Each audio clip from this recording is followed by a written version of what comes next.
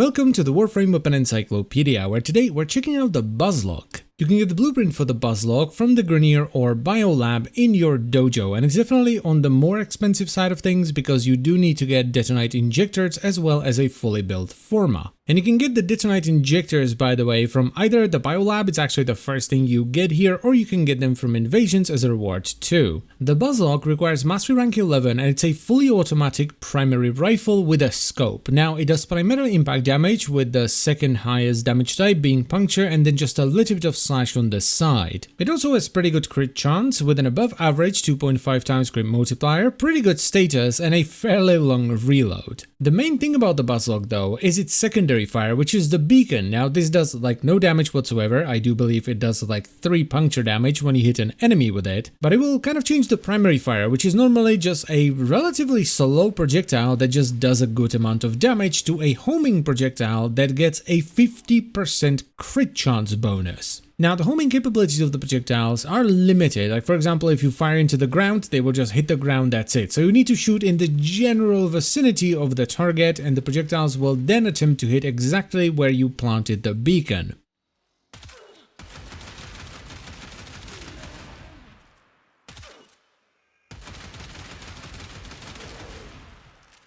Now, as far as the build is concerned, I actually personally like to run a heavy crit setup that gets extra crit chance from Argent Scope and then 3 90% elementals, because the damage you can get from it, especially if you plant a beacon in the enemy's weak point and then you just unload into them, is nuts. But if you want something that scales it a bit better, you of course want to take advantage of the status as well, so you end up with a hybrid setup with 3 dual stat mods instead. Or you could even try some shenanigans with internal bleeding, since the weapon does do a ton of impact. This weapon can do some crazy damage, especially if you manage to plant the beacon in the enemy's weak point, which most of the time is just gonna be their head, to get constant headshots. It's also really easy to get the maximum amount of damage out of it, since you really only need to headshot the enemy once with the beacon. This weapon is an absolute hidden gem against a very specific type of enemy, which is mainly just bosses or generally enemies with relatively big weak points. So like Eidolons with their Synovias, or even at the end of the Plague Star when you're fighting the Lephantis style boss. You can just plant the beacon into the weak point and then unload your entire magazine into it with tons of damage and a buttload of extra crit. So even though the Buzlok looks pretty bad on paper, I would still recommend you get it for those very specific scenarios. Plus, you know, it's actually a solid weapon without the beacon as well.